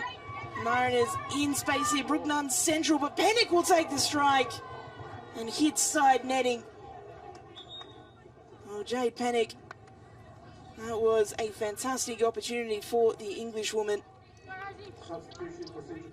That will be the last action for Peter Trimmis, who is the player withdrawn for Annalise Rasmussen, 19-year-old Rasmussen from Gosford. The first signing when the Mariners re-entered the competition and scored 3 goals in the A-League Women's last season. A promising youngster. Scored last time these sides met, of course. We'll be hoping to have a similar impact this time around.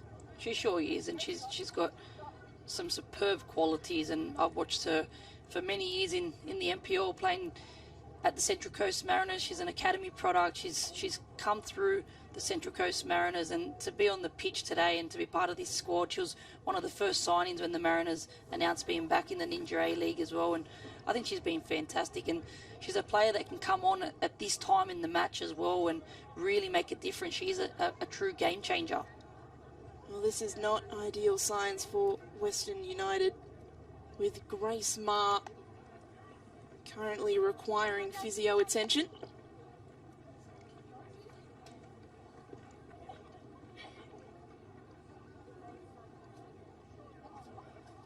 Kat Smith up and about because she'll be really hoping that Ma can continue. Looks like she's maybe taking some painkillers. She was in a little bit of pain in the first half. Maybe that knock just causing some issues. She's a tough customer though, Ma. It'll take a lot to get her off the pitch. She sure is, and we know how tough she is, and we've seen her play in this league for a very, very long time, and she'll do anything to stay on that pitch and making sure that, you know, she gives everything to this Western United team.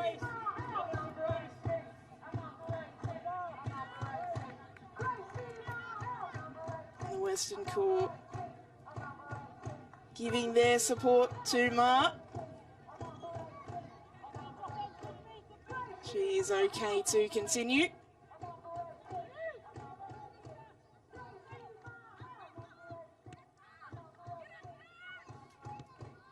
Here come the Mariners. Galich applying the pressure, the header back from Tahakis. Doing just enough. Was fouled in the process as well. Got her body in the way. She's another one who's played in the Colombian youth national teams.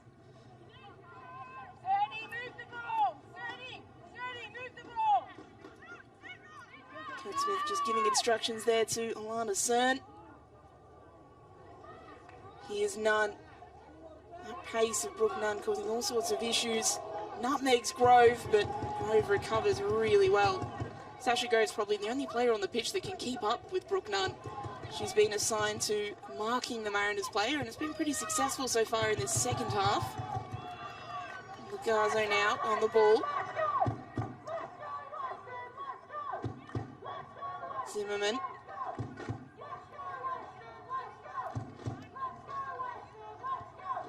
Sasha Grove. Western happy to play the ball amongst themselves. Mariners happy to sit off. Pennick intercepting. Rasmussen will be the player tasked with chasing this down. Won't get there though. You can see that she identifies that there's no one going with her there. She resets, and you can see here is when the Central Coast Mariners actually get themselves organised. Bianca Gallici looking across her line, making sure that everyone's in the right position, ready to go. And this is where they can pick up the ball in these great areas. It's unfortunate that they haven't been able to keep possession, but that's something that the Central Coast Mariners do really, really well.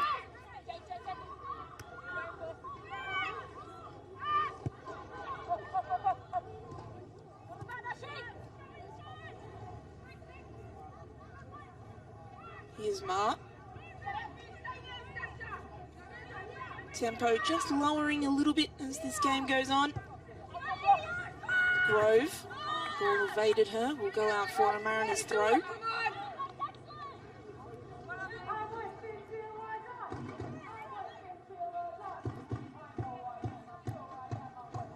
Brooke Nunn can't get past Grove again. Been a very impressive showing in this second half from the 19-year-old Grove. She's really been the player that's been tasked with marking the Mariners' most dangerous threat in the first half, and she's done really, really well so far. She sure has. We know that she's a tough competitor. We know that she's got engines to burn, and she can get up and down those wide areas, and she's done a fantastic job.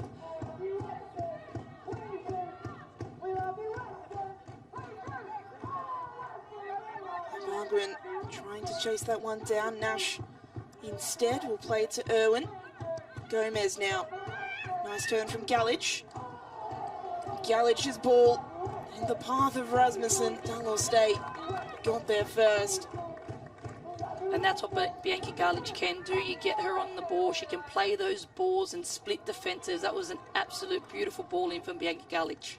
Western United again on this flank. Johnson's ball in. Legazo was there, but so was Irwin, who was incredibly relieved to see that one wide of the post. She sure was. It was a great cross in here into that dangerous area, and you can see Chloe Legazo making that near post run, trying to get in front of her defender, and you can see she's got the arm straight up looking for that corner kick.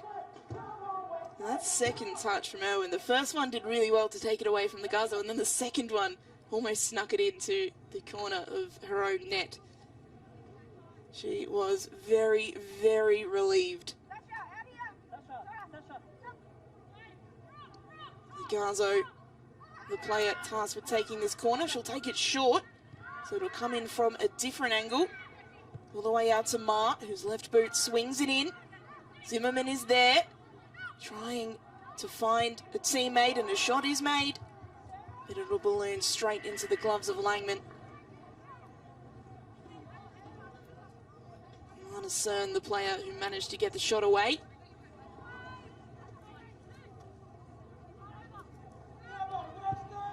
Well, still scoreless here at Ironbark Fields. It has been Western United who have controlled large portions of this game. The home side now trying to find a way through.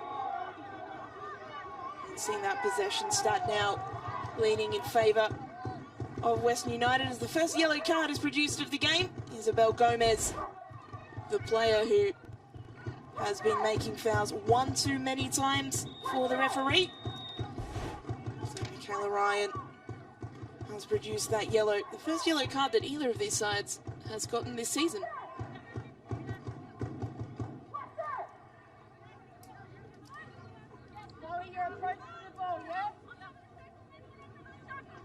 Western United players lining up for this attacking free kick. It's Legazo and Ma, the two options to take it. Legazo's right boot will be the one to deliver, curling away. Although a shot from the edge of the area, well, if that had been on target, you'd imagine there was not a lot that Langman could do. Carly Johnson, there is power in those young boots.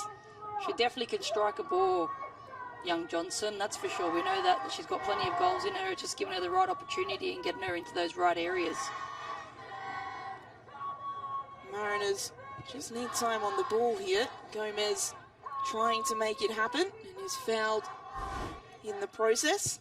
Take a look at this shot again. You can see there the ball just clears away there, and the strike on target there. Didn't even have to have a look at it. She knew that it just pops up and just hits that ball with you know, pure striker's instinct.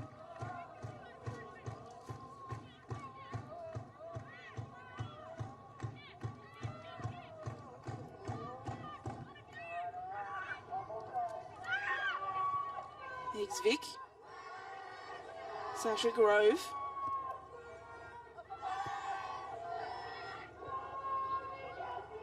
Cern playing it back to Dallas State. Rasmussen applying the pressure on Marr. Rasmussen did well, but Western United will win the throw. Wouldn't those fans love to see a Western United winner in these last 20 minutes? Of course, remembering the last time these sides met, it was the Mariners who scored first around this time in the game, around the 70th minute. And then Western United equalising. Chiara Di Domizio not in the matchday squad today, but Annalise Rasmussen, the Mariners scorer on that day, is on the pitch right now, so be hoping to recreate some history. Pennick trying to thread a ball through. Commits a foul on Grace Marr instead.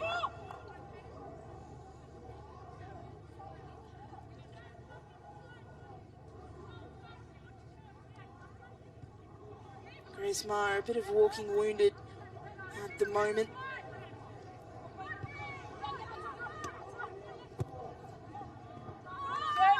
Cerny, it's got to be the first one. It's got to go.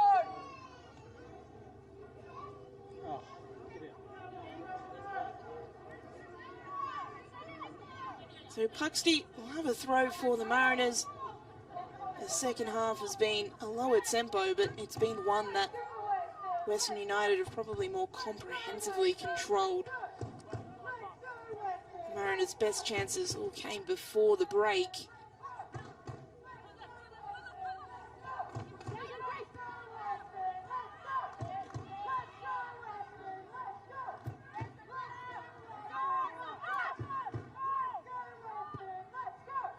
Ball over the top from Nash, finding the run of Gomez. Gomez against Grove. Sasha Grove gets there first. It will be a goal kick. Another piece of wonderful work from Grove.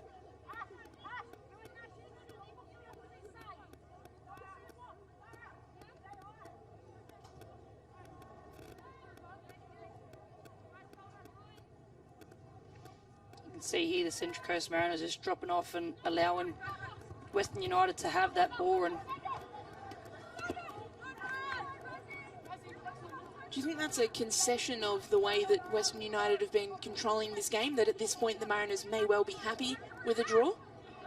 look, I don't think any coach or any team will be happy with the draw, but you can see that they've planned to drop off and allow Western United to be able to keep the ball in their back third there, because they're not hurting them in any way. And you can see even the times that this ball has gotten in behind, it hasn't been really threatening balls which have given Western United any clear-cut chances. The two substitutes here for Western combining. They play it back to Grove. Sasha Grove keeping possession well. Eventually win her side a throw.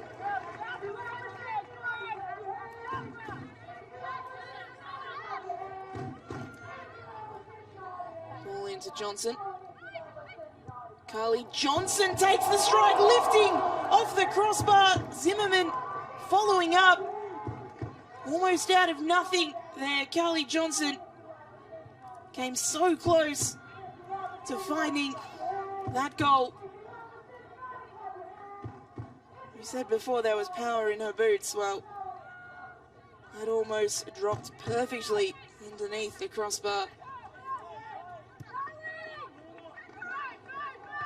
Bargwin back to Johnson, who's turning again. Gomez is there. The shot was away from Exvik. Not enough power on it. Let's take a look at this Johnson chance again. What a great strike there. And again, you can see how she plays on instinct. I love that about the youngster. She gets herself into areas. She knows exactly where the goal is. She knows once she rolls that she's going to hit that ball. And I love the excitement that Carly Johnson actually brings to this league. And I hope to see her get a lot of minutes this season and to really get a good A-League season out of her. Well, Sarah Langman, a lot was made when she was called up to a Matilda squad back in November 2019. She wasn't capped then, of course, but the discussion around that was of her height, and she's a shorter keeper, and how she was able to succeed despite that. I can tell you she hasn't grown since then. She's still the same height. Does it mean that strikers are more likely to attempt those looping balls to try and catch her out in that way? Absolutely. As coaches and as players, you look for, ways that you can break down the opposition, and you look where their weaknesses are, and that is something that they probably look at with Sarah Langman, given her height. The great Jimmy Fraser, if you tell them that a short goalkeeper is a problem, he'll definitely go against you and he'll fight you to the death on those comments. But Sarah Langman is a quality goalkeeper, and it's great to see her in the league. She's been in the league since 2016, and she's played for multiple A-League clubs. But it is definitely something that opposition teams would look at to, go against the Central Coast Mariners. Gazo takes the free kick short. Bargwin can't get away from Puxty. Throw taken quickly. Johnson again. He's just lurking in this half space around the edge of the area. Zimmerman back to Ma. This time the Mariners intercept. Can't get away though from that Western United press. Mariners have been hemmed into their own half for the last little while. And the Mariners, well, this is a little bit of an issue in back play. You could hear that challenge, the way that these two went head-to-head here, and you could hear the way that they actually, seems like they've actually clashed knees, I think it is, and Puxty looks like she's in a little bit of pain here. Well, Puxty has come in to the side, replacing the American Brianne Riley, who missed today for personal reasons. So she is the first choice backup fullback. So on the Mariners bench, they could bring on Tess Quilligan, would be an option perhaps. Lily McMahon and Shay Evans, more attacking players.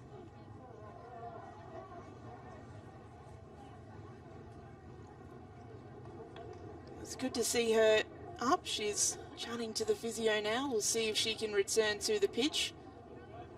I'll try and treat her and keep her out there.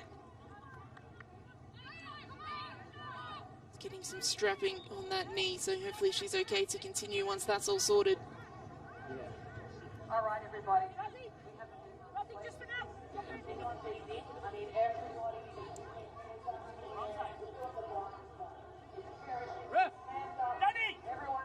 Western United playing it out from the back once more. Grove has been an outlet in the second half. That ball searching for a Bargwin's cutout. Exvik not able to find a teammate. And Langman will very happily claim that one.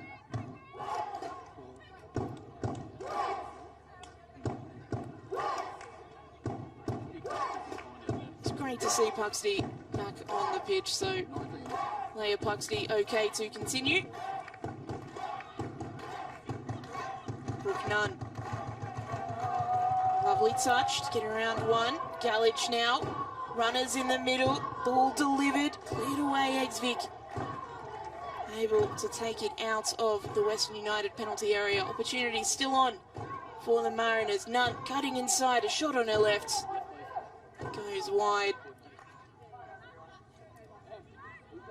So another substitution here for the Mariners. It is Shay Evans who's coming on for Leah Puxty.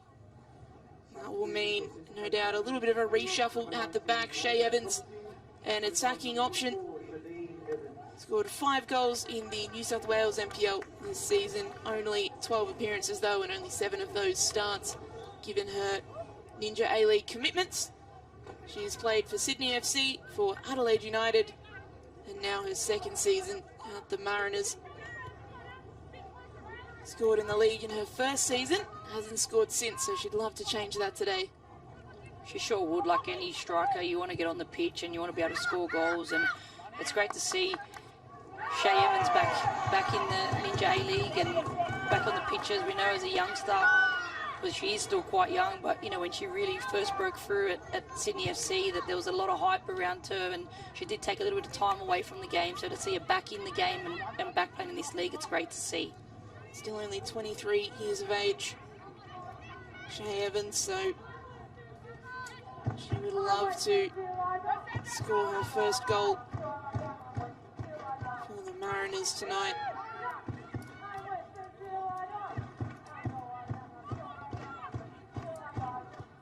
Look at this press again from Western United. A long diagonal has beaten it though. And here is Evans chasing this one down. Jay Evans delivers first time into the feet of Pennick. Jade Pennick, the cutback, blocked away by Cern. And the Mariners will have a set piece opportunity. Well, every set piece at this stage of the game is crucial.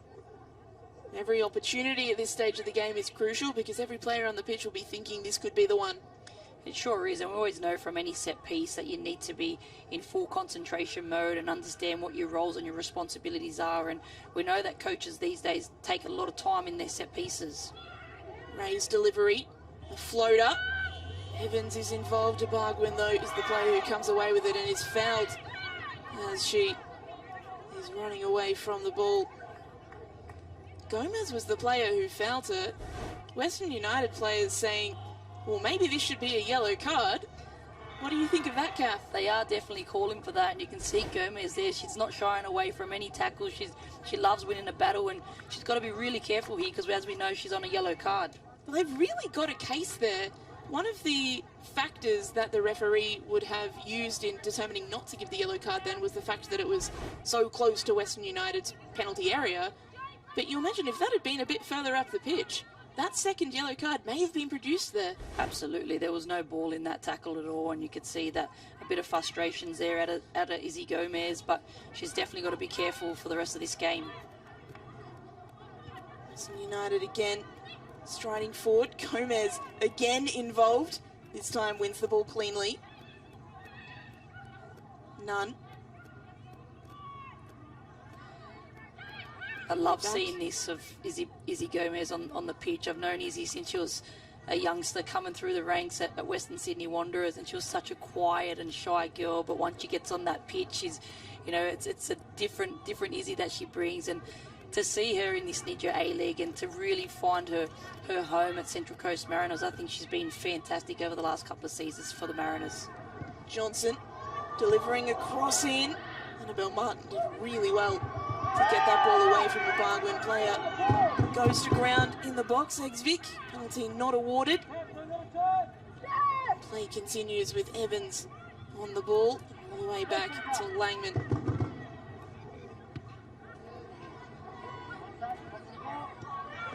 Gomez. The onrushing Martin. Rasmussen. Nice first touch, but Grove again equal to it. Mariners players rushing in, trying to win the ball from Grove.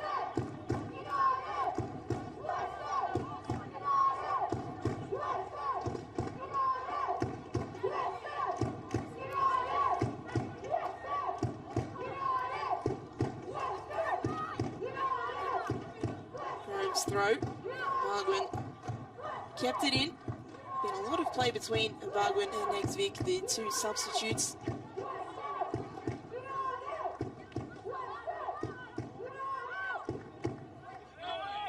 Exvik had a good opportunity earlier in the half after she came on, wasn't able to get proper connection on the shot. And now the Mariners with a chance from a set piece after some clumsy work by Western. Izzy Gomez back in the action there, looking to win that ball and gets her body in such a great position there, and you know, draws the foul, and a great foul here for the Mariners. She's not shying away at all, is she? Taylor Ray to deliver the free kick. It's gone above everyone. Well, Dallas State didn't really move there.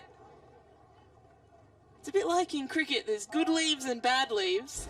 In that case, it was well judged by Dallas State, but It didn't look that far away. It didn't. It was a great ball in there from Taylor Ray. She puts it in that dangerous area, and I'll tell you, if it's a little bit more to the left, I don't think Dallas Day actually sees that ball going to the back of the net.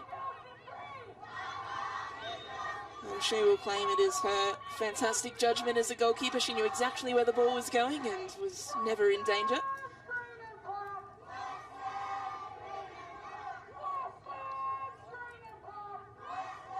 Of course, Dallas Day starting today ahead of Chloe Lincoln, who remains on the bench. The former Canberra United player recently called up to the Matildas.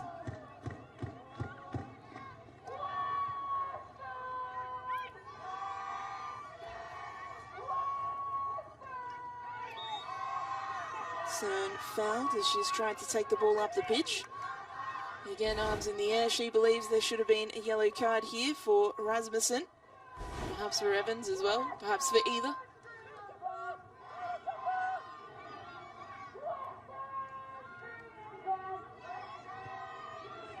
Ball in. Dangerous again. Headed away by Ray. On the edge of the area. Again, Western United players lining up here to try and take the strike on goal.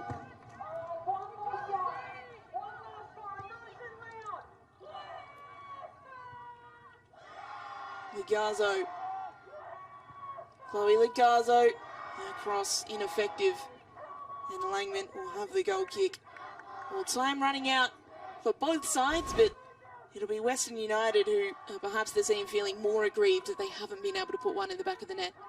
Absolutely, Tara, and they'll be definitely disappointed with the amount of chances that they've had in this game. I think in the first half they had a lot more chances than what they have had in the second half, even though they have had a lot more possession in this second half. But you need to put that ball in the back of the net. It's important once you get into that final third. Again, I always talk about being clinical and taking your chances. You only get a certain amount of chances in a game, and once they get into that final third area, they need to do better in that situation. Here you go, the Mariners. Nunn's ball. Evans was there, but it wasn't curling back enough to get into her path. Dallas Day able to claim. There's the danger of the Mariners again, as much as Western United have had more of the shots, more of the possession, more of the chances. At any time, the Mariners are capable of scoring in transition just like that. Yeah, we know that Shay Evans definitely has those qualities to make those forward runs in behind the fences there, and we know she's got speed to burn as well, but again, it's just about being precise with those balls and making sure that you're getting it into those right areas.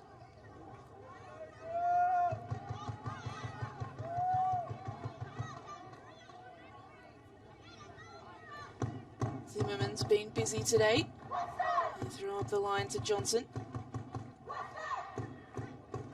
We're seeing more glimpses with Carly Johnson. This could be a real breakout season for her. Still only 20 years of age. Reminds me a little bit of a young, raw, kind of Caitlin Ford type player, because she's so direct and powerful and strong in her runs and has a great shot on her as well. She sure does, and she's so athletic, and the great thing about her as well, she gets herself into some really, really good areas. Taranto, her ball in's deflected, and so it's able to be defended away by Nash. Rasmussen wins the header, heads it on to Evans. Shadeen Evans not able to beat Cern. It was fantastic work from Alana Cern to win the ball back cleanly there.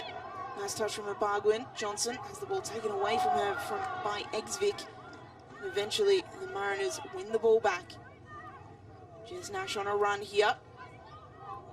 And right back tendencies coming back to the fore. The cutback is on. And it's only into side netting, and Nunn has her hands up in apologies. She sure is disappointed with that. Nash goes on a run here. She's waiting to play that ball in behind for Nunn here, and she's disappointed that she didn't do better in that situation, but she's really done a lot of running in this game.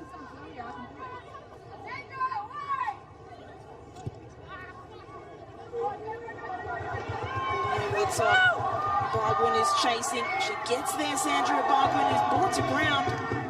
Legally, says the referee.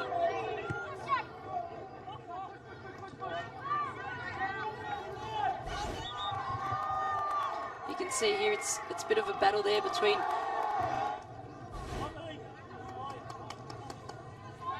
that was Annabelle Martin who won the ball off of Bargwin, but this is a huge moment because Lily McMahon, the 20-year-old from the entrance on the Central Coast, is making her Ninja A-League debut. She scored 18 goals for the Northern Tigers in the New South Wales NPL in the 2024 season. Another Central Coast local making it on the big time, and she has an opportunity here to make a real impact for her side with stoppage time remaining.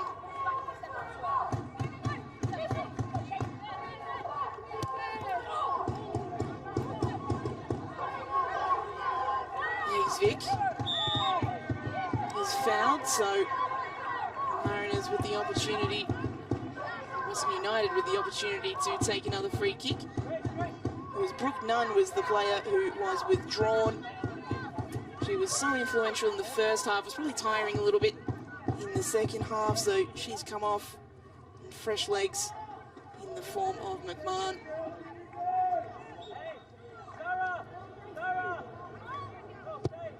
Grace Maher delivering, headed away from the Mariners and eventually cleared for good. Shadeen Evans, she's got Rasmussen ahead of her.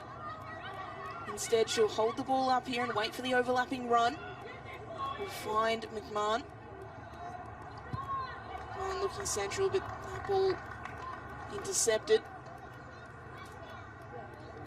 So 4 minutes of stoppage time for either side to find that decisive goal. Now we'll see them leave Tani with 3 points. You'd imagine any goal now would be the winner. Both sides will be looking to fashion that one last chance. We'll see them score. And what a turnaround from round one as well. We had 31 goals, the most ever, no clean sheets. We're 4 minutes away from having 2 clean sheets, but either side could still change that.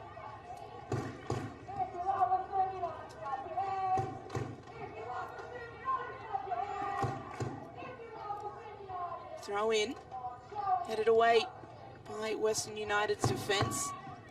Now that ball helped on, but Bianchi Galich will be there to sweep up and play it back to Langman. Western United pressing now, coming forward in numbers.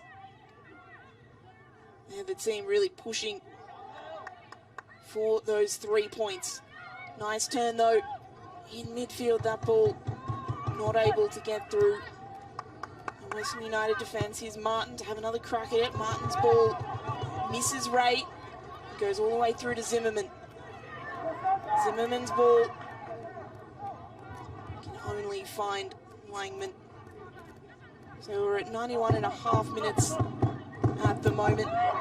Apologies for that interruption with the graphic. 2.5 minutes remaining in this game. Still scoreless between Western United and the Central Coast Mariners. Will someone stand up and be the hero in these last few minutes?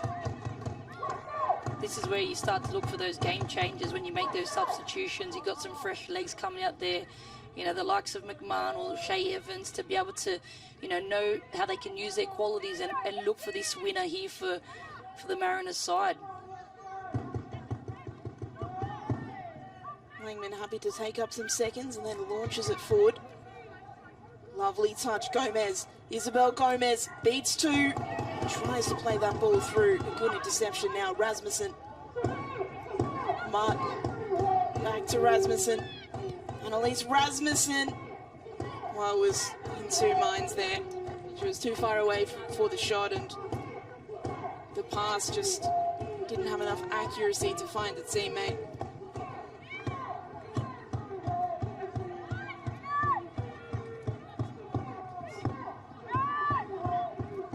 So with around 1 minute of stoppage time remaining, it's still scoreless, although Langman has played that ball off the pitch. Bianchi Galich is in a little bit of strife here. Just a cramp, it looks like. you know, that she's been away with the Croatian national team, and it's not easy to be able to fly back and forth from Europe and come back into the squad. And sometimes when you're starting to get more minutes into your body now, she does do a lot of running in games, and it's probably just a little cramp. Take a look at this again. I mean, hopefully it's just cramp, and I can't see any twist of an ankle or a knee or anything like that, so... You can see the way she's grabbed her calf. I hope that she hasn't felt something in her calf as well. And you can see here she's talking about when she's actually planted her foot down that she's felt something through her calf. Well, let's hope that's not the case, because calf niggles are notoriously challenging to deal with, and that is not something that the Mariners want out of one of their most influential players this early in the season. Fingers crossed that is just cramp and nothing more. That's the tough part of being a professional footballer now, and especially for, you know, the players in the A-Leagues, when they do get called up for international duties and they have to be flying back and forth to and from Europe. It is a long flight whilst you're in season, and it's tough to recover from and get yourself back on the pitch and, you know, giving your 100% on every game. So the 4 minutes of stoppage time has elapsed now. We are in the hands of the referee. Of course, that stoppage for Galich will extend the time somewhat, but you have to imagine this is absolute last chance saloon now. Rasmussen can't keep it in play, so Western United win the throw. Gomez intercepts. Now Ray. Mariners happy to keep possession. Only seconds remaining in this contest. Still scoreless between these two sides.